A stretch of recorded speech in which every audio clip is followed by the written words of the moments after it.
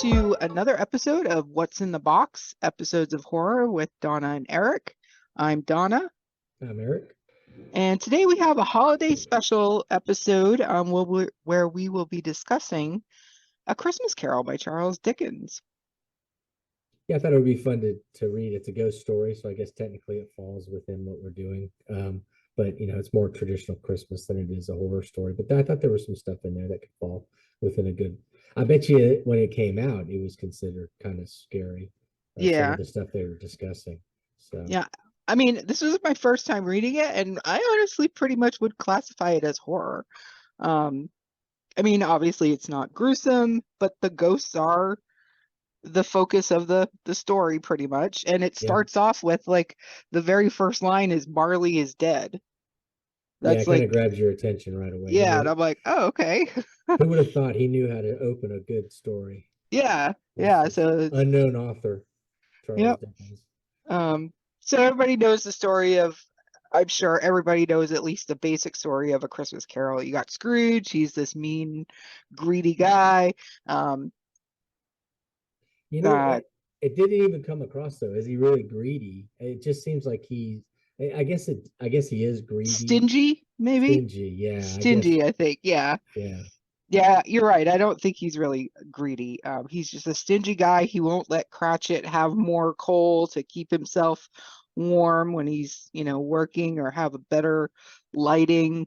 right. But Um, the whole time he also goes without. So he's one of those people that's like, if I can do it, then you should be you able to can do do it. it, and we're Yeah, not going to spend the extra money on it. So, yeah. um, Um, so yeah, that first line grabbed my attention right away. Marley is dead, and I'm like, oh, okay. Um, and again, the whole storyline, there's Cratchit and he has Tiny Tim, who's disabled. Doesn't really go into what is exactly wrong with Tiny Tim beyond his physical disability, because yeah, everybody knows he has the crutch, and he's very small. and he's. And I guess he's sickly. So he's I mean, there's that sickly. too. Yeah. But they don't really, mention anything else that could be wrong. And maybe they didn't know because this was written in what, the 1800s? Yeah. So, Well, I'm wondering if maybe it was so common that yeah, everybody just knew what it was, yeah. and we're like, oh, I wonder what this is. But um, you know what? I found it interesting how little we do know about um, Bob Cratchit and his family in the way they presented in the book. You get a much if you watch any of the movies, you get a bigger or a closer, they're to the beginning. You find out about his family. There's more of an idea of it. He could have been single for all we knew initially. Until he Yeah. goes home. Yep. Yeah. Because then that's even when it's the Ghost of the Present Yeah, I think that's when takes, we. yeah, takes Scrooge to Cratchit's home. Um, and that's when you find out more about Bob Cratchit and his family. Um, and then of course there's the nephew that wants Scrooge to come and have dinner with him and his Mhm. wife. Be merry. And be merry. Yep. Yeah. I think that's funny. There's just the way that they talk about Christmas and the way that they talk about the celebrating and all that stuff. Just the language used back then, I thought is fun. Yeah. It's fun to see how they used it and how they talk about it and the way he wrote it. And I thought he did a great job of just. I mean, it's a slim, quick read, Yeah. but Yeah. It but is. but you don't feel like you're missing out. If he didn't include it, it wasn't necessary, and I don't feel like you're missing it at all. Right. And Uh, so he hits all the, and even though we don't know the actual what's wrong with Tiny Tim, we know enough to know that something's wrong yeah. and that he will die if nothing is done. So I mean, he gives, I mean, just enough information the whole way through, though. So at no point was I bored. At no point did I Right. want to skip ahead. I mean, and if I'm correct, I think this would have been released in probably four, maybe five parts, because it seemed like there was five chapters, Yeah. right, on the one we had that we read. So I'm wondering if it came out in like little collectible, booklets or whatever, like we were talking about earlier, kind of like the Yeah. obituaries with the guys, Yep. um, where they come out every couple weeks or something, and he would hammer it out, get it print. He probably got it printed, locally, and just you bought it wherever you bought books at Right. that time. or So I just pamphlets. so that each one had to get your attention and make you want to come back. And I thought he did just a really good job, of course, Yeah, of giving us a story that was entertaining and a little scary. And at the time, I'm sure was groundbreaking. yeah. I was looking for I wanted to get to the part in the book where um they describe the first ghost. Yeah. Um so the Yeah, I think three go ahead. no, I was just saying, I just thought all three ghosts are so unique and so fun and so Yeah, ramping up in the terror department because as we get more to it yeah. known, we get the scarier ghost. Yeah, so the first ghost, the ghost of the past, it says he's like a child, yet not so like a child, as like an old man, um, diminished to a child's proportion. He had long hair, white long hair, but no wrinkles. Um, and he was wearing a white tunic, almost kind of like giving you like Almost, a cherub type yeah. And but then he feel. also has the flame The head flame, on the yeah, head so he can kind of get away. Now, if you see the Jim Carrey version, it's animated and it's yeah, done in that style like Polar Express. And so they have that first ghost almost looks like he almost appears to be like a candle almost with the way they have his head and stuff going. yeah, Um, and it's very interesting the way they portray it because you don't normally, I guess, the first ghost never really is in any of the movies that I could think of. Never looked like how this was described. The closest right. I've seen is the Jim Carrey movie. Although I really do like the girl that plays the ghost in Scrooge, the silly lady that's always smacking him. Yes, what Yeah, I think so. Madeline Lane. I think Is that's her that- name. Yeah.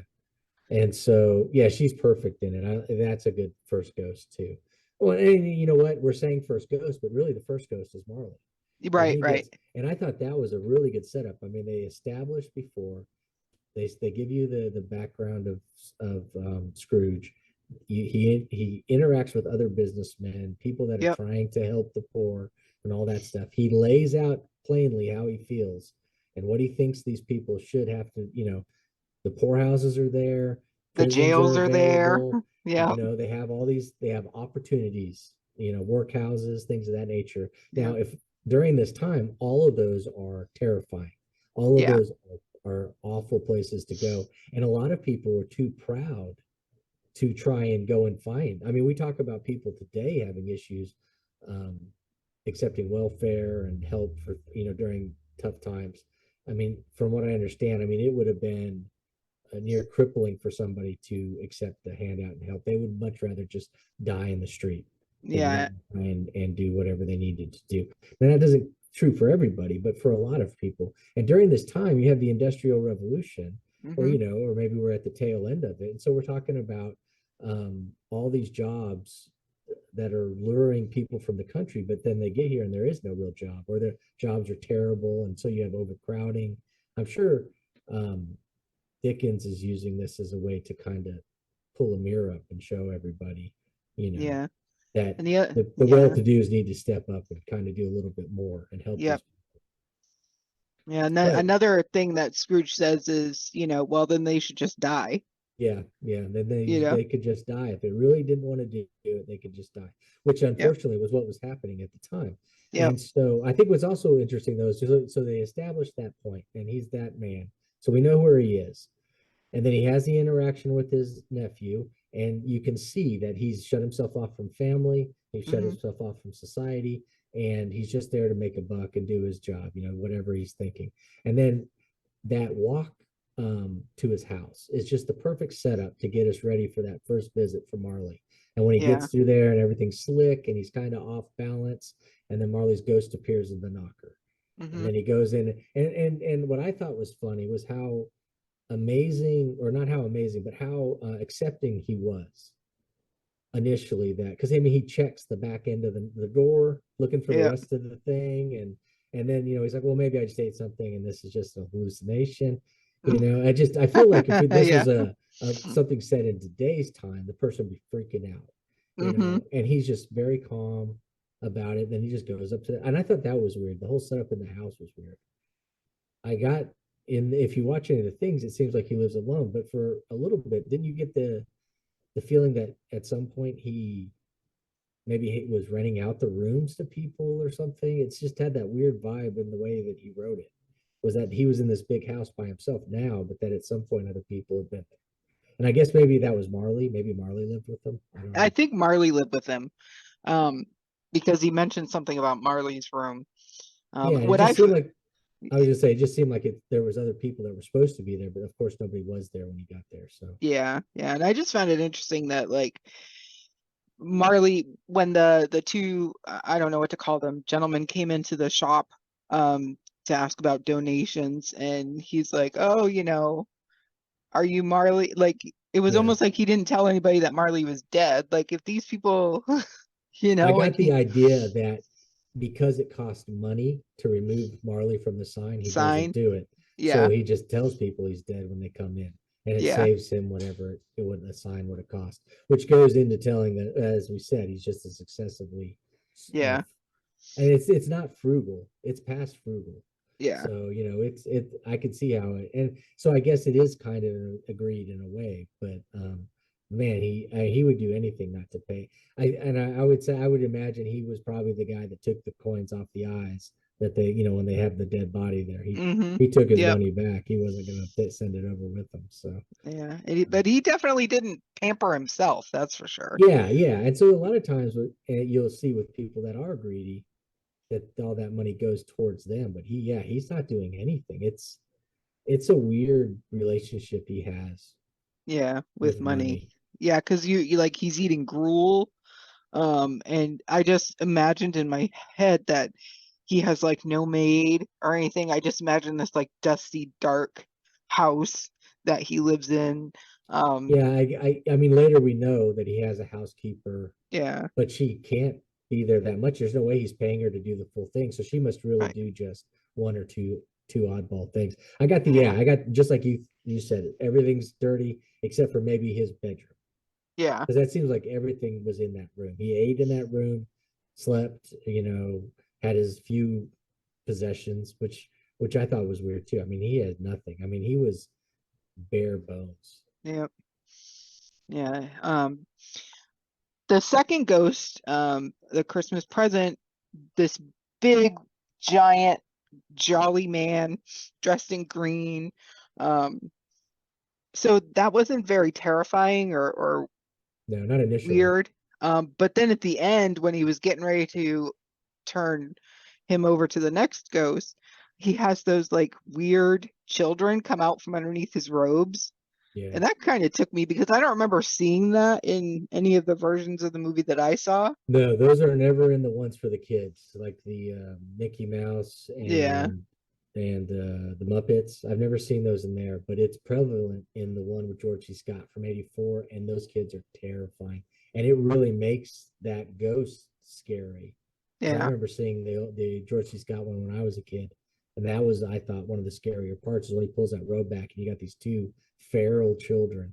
What was it? Ignorance and want, yeah, and ignorance so and want. Yep.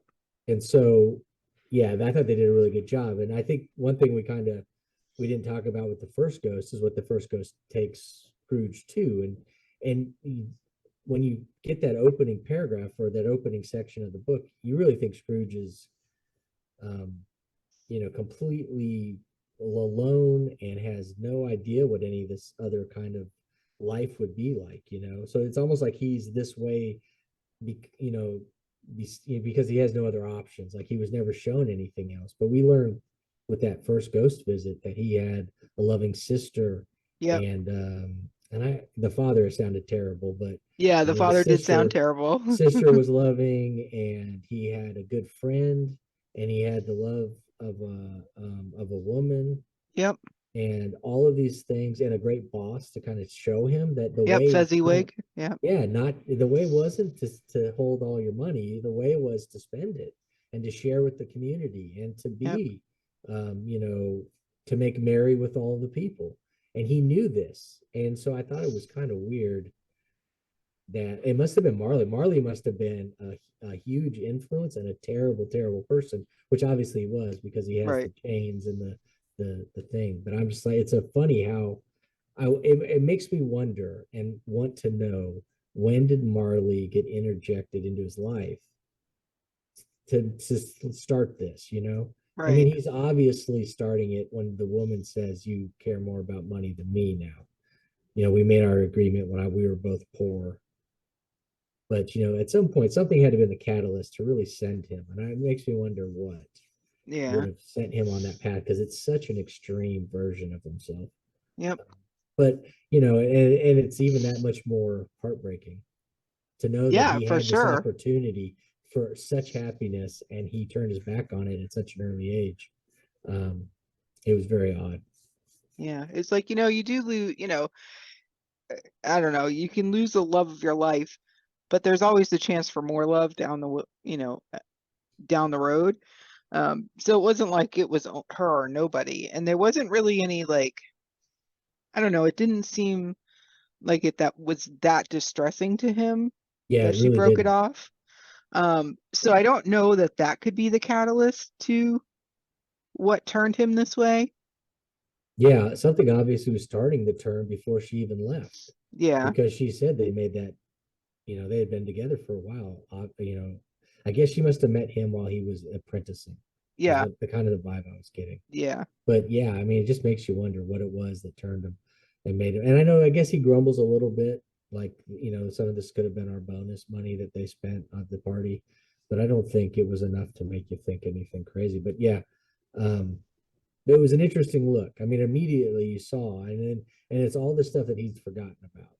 Yep. So he had hardened his heart over the last, I don't know, what do you think, 20 years? I don't know, Hmm. how old is he supposed to be in this?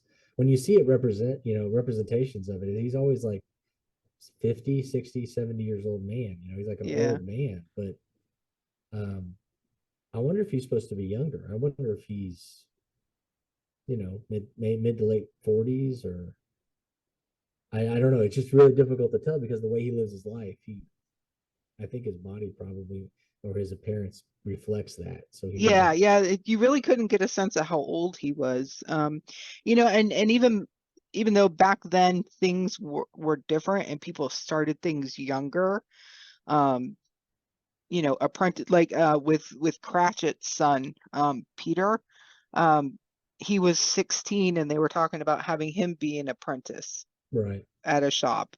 Um, so, things were so he could have been an apprentice like after school. When he was in school, he could have been like Yeah. 16. So maybe you're right. Maybe he is like supposed to be in like maybe his late 40s. But also, again, you're right. Every time you see a representation of Scrooge, he's always this old man. Even Donald Duck as Scrooge or Yeah. Donald's Uncle Scrooge, he's Yeah. always, an older.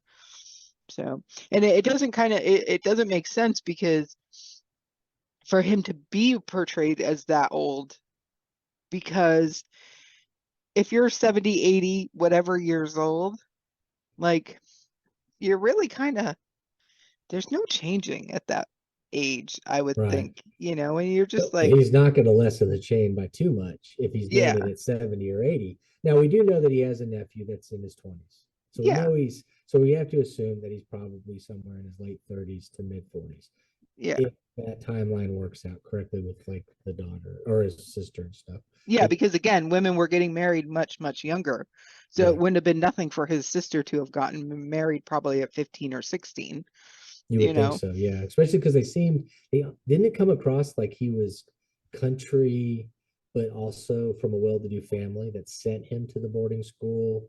Yeah, And, you know, they had the carriage. Papa sent me with the carriage, that kind of stuff. So you get the idea that he's from money. And so maybe it's something to do with his father. Maybe the death of his father is the reason that he starts on this weird road because he didn't want, or maybe his yeah, father dies, was it destitute? So, and they don't get into that. And honestly, it's not necessary. You don't need it for the story. It's just an interesting talking point. But yeah, I thought, yeah, that second ghost, um, larger than life, you know, kind of showing him what he's missing out. You know, he's at his prime. Why aren't you doing the parties and the bless? And I thought the other thing is, did you notice when he notices like the giant blesses Bob Cratchit's house. He's like, you're blessing this house, the hovel, kind of thing. And so Yeah. it kind of allows him to understand that he needs to take a step back and not Yeah. maybe judge everything by first appearance. Because even though maybe Bob doesn't have everything, at the same time, when you read the thing, you could say Bob has everything. He's Right. got a loving wife. He's got this almost perfect family. He does have the one sick child, but the daughters are, he's got his daughter that's doting and starting to do her own thing. And the son's about to get his own opportunities. And there's just a lot of love and a lot of togetherness in this thing, which Hmm. I think you would find, you know, I don't know. I don't know if it stands out or not, because you think under all those conditions, with all those hardships, you think it would splinter some of these families more. Yeah. So it shows you just how much or how powerful that their love and their faith in life and stuff, especially when Bob decides, when they're doing their Christmas toasts, and he says a toast to Scrooge for giving him the little he gives, which was nothing. It really, I mean, the wife Yeah. tells you, and then to the point where she'll drink because Bob wants her to, but she's not drinking for his health. And she'd be Yeah. more than happy if Scrooge died immediately. Yeah. So, and Yeah. I thought that was funny. And I thought it was great that he got to see that. Although, Hmm. did you not? I thought that's the one thing that I find weird. Why does he care what anybody thinks of him at this point? Because he didn't care, you know what I Nope. mean? The whole time. And I guess the whole point is by showing him his childhood and showing him all those different things, it awakens in him those feelings of almost humanity. Hmm. And so that when he does, it softens his heart so that when he sees Bob Cratchit, then maybe he does care that these people think poorly of him. Yeah. But, the initial Scrooge character we're introduced to, I can't imagine he gives two craps what anybody Right. thinks. Yeah. So, but it's all part of the journey. And that's another Hmm. reason why he's so good. Dickens Yeah. is with this story. Cause I mean, he just, it's body blow, and then knockout punch. He just does such a good job. And Yeah. I'm going to say this is probably my favorite thing we've read. Up to Yeah. this point, I really enjoyed this. And I haven't read it in so long. I think I was surprised at how much I enjoyed it because I know the story so well. Yeah, and another thing I liked about the Ghost of Christmas Present is Dickens didn't leave or didn't just show people in Scrooge's immediate area. He took him to a ship in the middle of the Mhm. ocean. He took him to the lighthouse, and he's like, "See, these people are stuck in this lighthouse, and they're still saying, Merry Christmas." And the people out on the ship are whistling Christmas tunes as they're, being battered by the seas, and Yeah, um, it was a good look for Scrooge to kind of see that the world's a little bit larger than that little area from little. him. His walk from his office to his house and back and forth. Yeah, and even people with, being on a ship away from their families and their home and Mm. land, and people Yeah, up here in this lighthouse, um, they can take the time to say Merry Christmas or to be a little bit nicer to the people with them, just for the holiday. And then, of course, the Ghost of Christmas Future, you kind of get a Grim Reaper-ish feel. yeah. Um, I thought it was pretty terrifying the way that he brought him to after he was at that place where the people came in with Scrooge's belongings, which I was like, damn, that's cold. She like ripped the bed curtains off of his bed while his body was cooling on the pillows. I'm like, The other one says she took the clothes off his dead body. yep, So it's like, whoa. I mean, that seems a little, yeah, that was cold-blooded, yeah, man. But back then, survival, you gotta survive. You don't have money, you gotta do what you gotta do. He's dead. He was a miserable bastard. He's not gonna yeah. miss it, you But know? didn't you also find it odd that he didn't recognize his stuff? Yeah, I Because the did. whole time he's like, who are they talking about? I mean, that's the lady. You probably only talk to 4 people a day. This is one of them that comes to your house to clean or Yep, does your laundry, and you don't know who they are, and you don't know your your own stuff, bedroom. which then ties into that weird thing about the greed. I mean, he's hogging all the money. He's not taking care of himself, so he's not even paying attention to the few things he has purchased for himself. Yeah, So it's and just a like when very he's odd thing. yeah, and then like I was when I was reading, I'm like I was imagining that he was gonna pull the sheet away from his body and see himself dead there. Um, So that was a little, it was like, oh, what's gonna happen, you know? Yeah, and then Um, also I thought it was weird. The third guy that was there doing stuff was the mortuary assistant. That means they took stuff off of his body as they were yeah, preparing him to sell too. I thought, yeah, wow, that's as cold blooded as the other two. yep, So exactly. Um, oh, we lost Eric's video here. Are you still there? Yeah, can you hear me? Uh, you're very low. All right, let's see.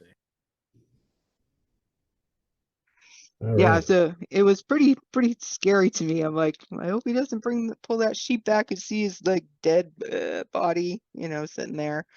But Yeah, it just kept building and kept building and kept I liked how they had it so that the ghost of future doesn't speak, hmm just kind of points and lets his imagination take it to wherever it's going to take it. And that's another funny thing is you learn that Ebenezer doesn't have much of an imagination as he yeah, tries to figure out who they're talking about. yeah, So and then I thought it was a good I thought it was a good build up, very good yeah, build up. yeah, for sure. And and then of course he goes to the Cratchit's house and Tiny Tim is dead. And Yeah. that's when you see some kind of emotion Mhm. from Scrooge, which was kind of nice. Um, and it was funny because um, speaking at the end of the third ghost where he takes him to the graveyard, and then Scrooge finally figures it out. He's like, "Is it me? Is it me?" And of course it is. What was I gonna say? Oh crap! I forgot what I was gonna say. Oh well, mustn't have been important. I I can't threw us remember. off as everything crashed. I Yeah, threw us off our rhythm. I So yeah. can't remember what I was gonna mention. But oh, Oh, now about I remember Tiny what I was Tim? gonna That's the mention. story. Yeah. I was at the beginning when Marley's telling him, "Oh, you're gonna be visited by three ghosts." You're going to be visited by one at midnight, I think, and then tomorrow night at 1, and then the night after at 3 or 2 or whatever it was. And I was like, that's weird. Like, I don't remember it taking place over a bunch of different nights. Like, because this is Christmas Eve, and of course, we all know if you know the story, even if you never read it, he wakes up Christmas morning and he's like, oh, it's Christmas. I didn't miss it. Yeah. So then it got explained at the end, and it was like, oh, they can do whatever they want. They can manipulate time apparently, because he still wakes up on Christmas morning, which was good. Didn't you think it was interesting though how just nonchalant he was with all the ghosts and the spirits and stuff? It was like, oh, I'm talking to a spirit, and then he's like, don't I know some of your like rules and stuff? And the Yeah, second ghost, he's like he's almost trying to bargain with the guy, yeah. and And when then Marley came in, he's like, "Oh, can you sit down? yeah, he's just like, well, I guess if you're gonna be here, you should be comfortable. It's like it's just Have a really seat." weird how they weren't as I because like I said, if I think if it happened today, most people would be out the door. Yeah, and I think people back in that time period were less likely to believe in those types of things. Or more so because they didn't have any scientific Yeah, background. maybe, So it just maybe. depends. But this was supposed to be the he's writing toward to the upper class. He's writing to people that are supposed to be learned and Yeah, all that stuff. But they just had a different approach to death, I think, back then. So I guess maybe they did think ghosts were part of the deal. yeah, He probably thought it was better that he was a ghost than he was trapped in hell. So yeah, yeah.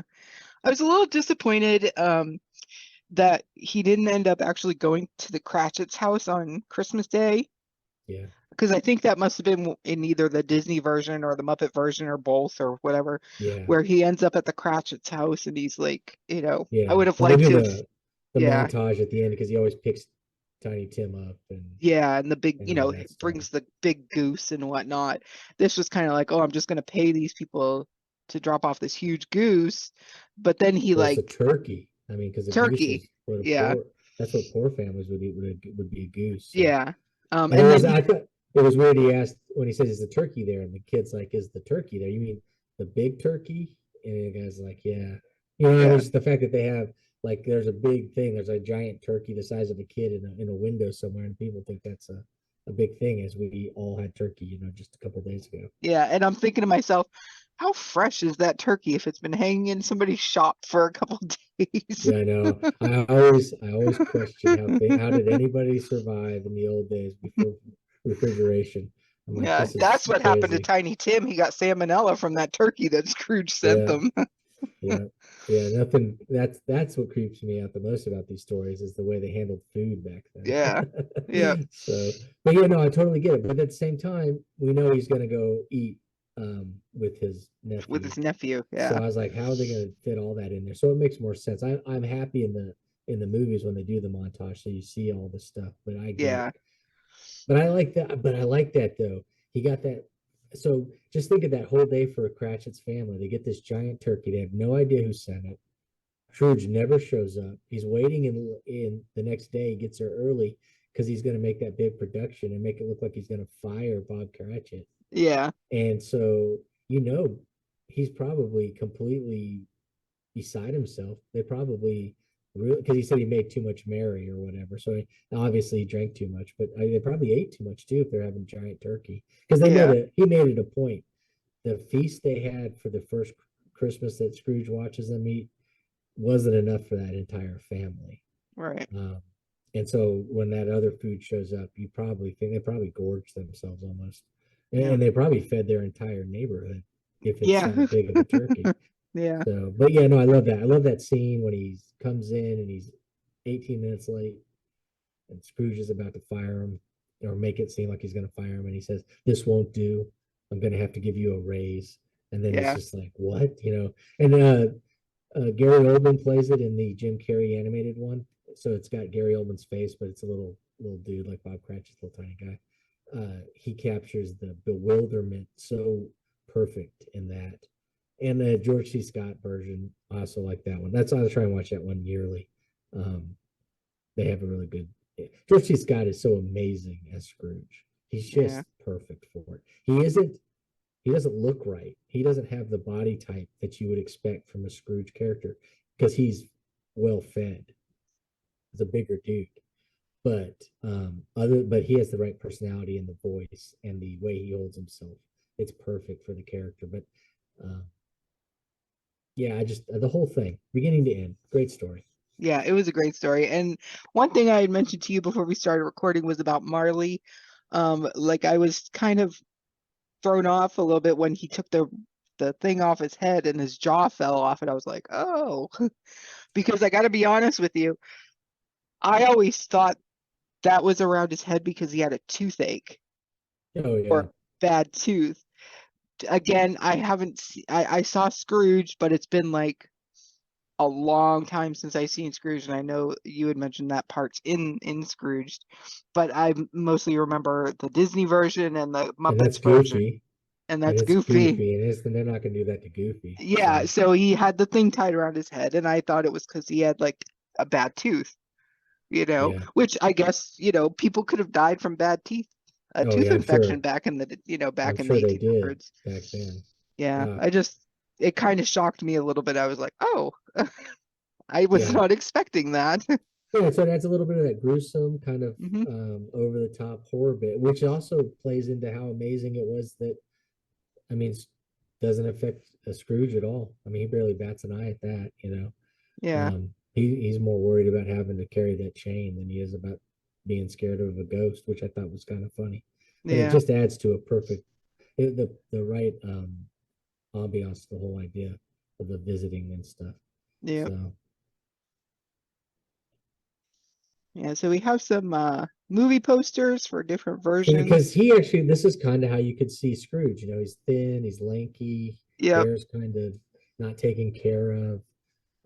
And so this is the scene in remember he tries to put the candle kid out. The first Hmm. ghost, he puts the cap on him and the light comes anywhere. Well, in the movie, of course, it blasts off into the sky and flies around. This was a 3D movie, back in, I don't know, 10 years ago. So it's a little more mystical, a little more magical because they have the animation to do Yeah, everything. But I thought they captured all the characters really well. And of course, Jim Carrey plays all the ghosts and Scrooge. So yeah, yeah. I haven't seen this version. I should check it out. I it's know. on it's on Disney Plus, I think. I'm sure. So Yeah, I enjoy this one. Now this is my favorite. yeah. I That's mean, definitely a Scrooge right yeah, I there. mean he's got the face. The only thing is that he seems more well fed. Yeah, This isn't a guy eating gruel. This guy's eating. He's using his money to buy, chickens and Yeah. everything else. But Yeah. I love this one because the people that got to be the ghosts are really good, and it doesn't. I could watch George C. Scott read the phone book, and I'd be happy. I love George C. Scott. Yeah, they got a nice little buff there. Yeah, that's Ghost the of second Christmas, ghost. the Yeah, Christmas present. That's the first ghost. yeah, and of course the last ghost just looks like the Grim Reaper, like you said. So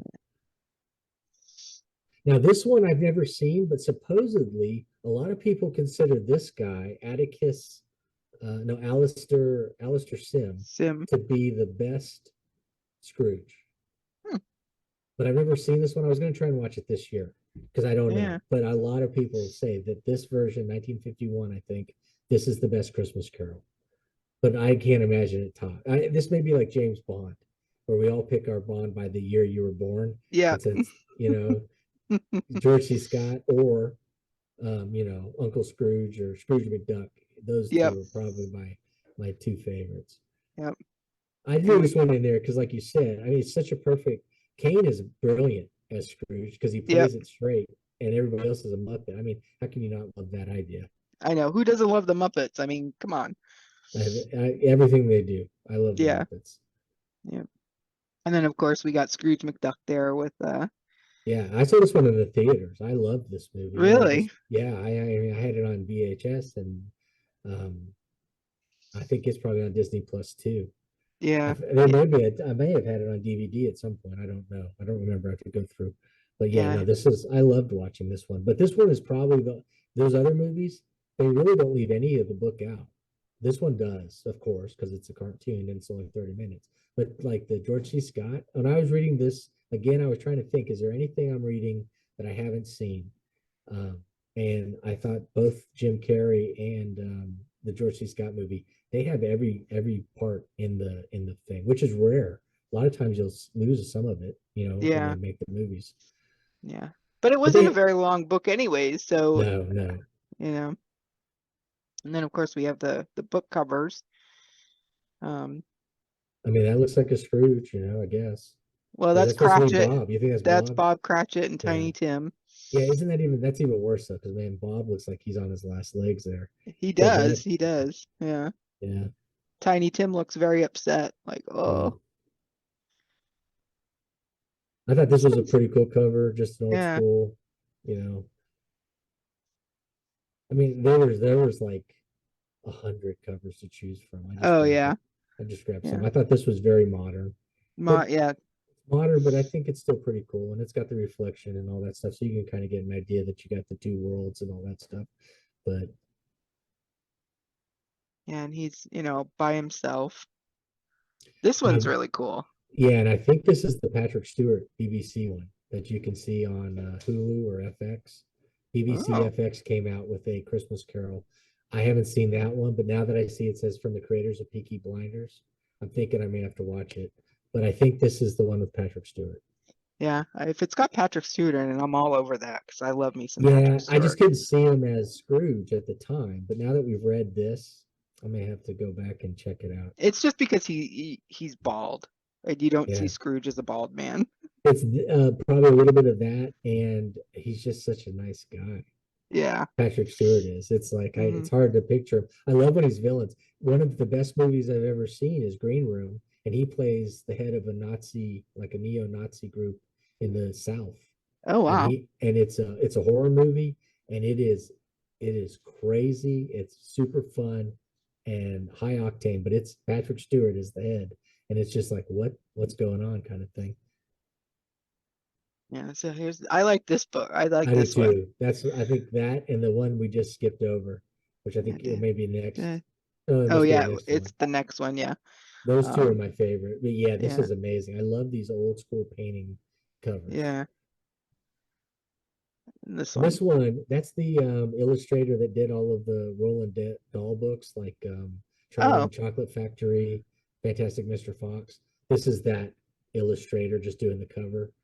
I just thought that was really cool. I didn't know he had done a cover. I love his art style. One of my favorite books growing up was Witches, and part of it's the art that really Yeah. sings to me. So Yeah. But you know this isn't Scrooge because he's got that candle going full blast, man. Yeah, I know, He, right? he wouldn't have had that going. Tiny Tim's like, what are you doing? I know, right? I just it's a cool cover. I think it's a It is a fun, cool cover, yeah. It's whimsical. very, yeah, whimsical and eye-catching.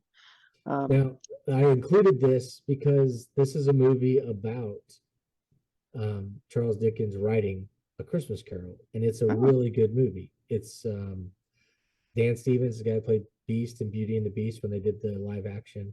He's also been in Downton Abbey and a whole bunch of. Oh, he's on Legion on FX. He's been in a ton of stuff. And oh, Christopher Plummer is Scrooge, and he's a perfect Scrooge.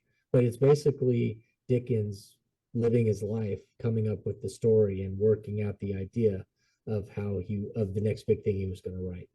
oh, And yeah, it's a very good Christmas movie that isn't uh, terribly Christmassy if you're not into that kind of. It's just a good movie. yeah. I I had don't know. never I heard of it suggest it. before. And I had seen when you had sent me the images, I'm like, did he mean to include that? But then I kind of was like, oh, that's kind of a Scroogey looking guy. And then I saw the ghost of the Christmas present right back here with the wreath. Yeah, and there's Marley in the very back. I'm pointing at nobody can see what I'm pointing at, but yeah, right there's That Marley, guy, and then you can see Tiny Tiny Tim. Tim. But yeah, it's an interesting movie, and Stevens is really good.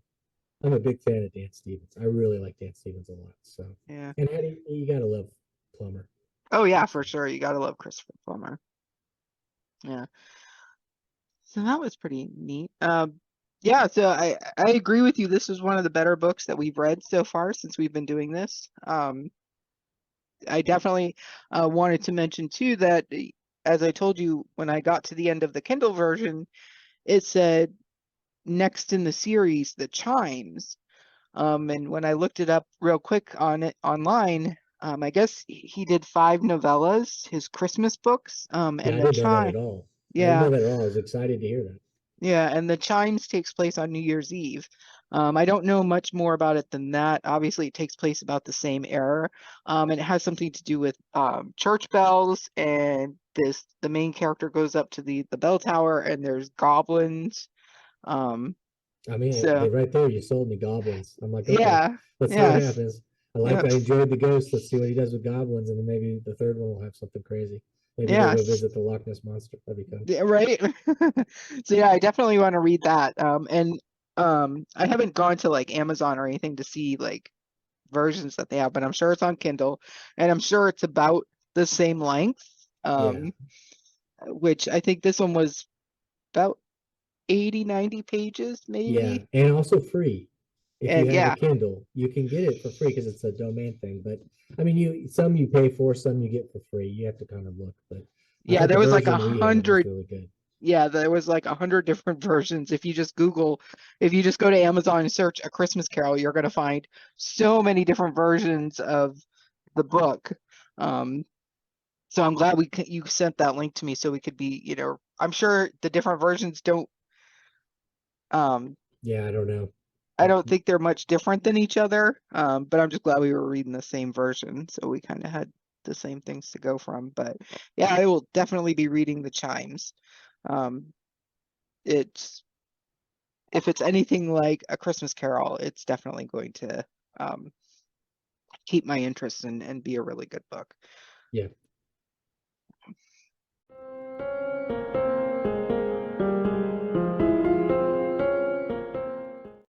And then we have a special not Stephen King book of the week. It kind of ties in because of the title of the book. It's The Humbug, I love and that. it is by Harold Schechter, which I've already mentioned before with Nevermore. And this Hmm. book is actually the sequel to Nevermore.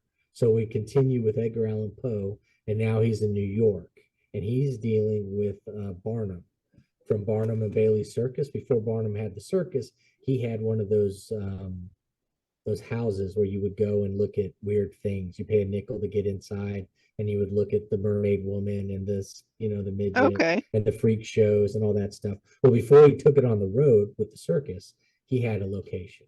And this has somebody doing murders based on different things within that guy's building. and it brings Poe shows up, and he kind of gets pulled in to help solve the mystery because he helped solve the mystery in the first book, Nevermore. Now, for some reason, I was thinking Davy Crockett's in this one, but I think he's in the other one, Nevermore. Now, after this one, there's like 2 more books. Oh, wow. Based on other Poe stories. Now, the humbug on this one is, of course, the humbug being that's what they would call any of these exhibits that were actually faked, like the mermaid, where they sewed a monkey to a fish tail, said it was a mermaid from, a different island. They would call those humbugs. So I guess that ties into why Scrooge was calling Christmas a humbug, that it was fake to him or whatever, till we got to the end of the story. That makes sense. Anyways, I don't really think you need to read Nevermore to read Humbug and enjoy it, but I would suggest reading it because it's a great series. And I think he's a great writer. And again, he writes nonfiction about serial killers, and his books are amazing. So if you ever want to go down that hole, just, follow the link and go start digging through the stuff, because the stuff he writes about is really cool. So I guess that's it for this week. All right. Well, we hope you enjoyed our special holiday edition. Let us know what you think. Have you read A Christmas Carol? Let us know if we were, if you agree with me or not on whether or not you think it's horror. Because I know, Eric, you said it's not really, but it could be because of the ghosts. Well, I always say everything is horror at the end of the day. So, of course, I guess there is some horror into it. It just hasn't been on the same level as what we've been discussing and what we plan to jump into in 2023. So, but especially at the time, I'm sure it was pretty horrific for some of these people, especially the ones with all the money that didn't want to have to give it to anybody else. And now they're kind of being shamed into it. So I'm sure they found it terrible. So, yeah. All right. Well, thank you all for joining us. And we'll see you on the next episode. Y'all have a Merry Christmas, Happy Holidays, whatever you celebrate, and we'll see you soon.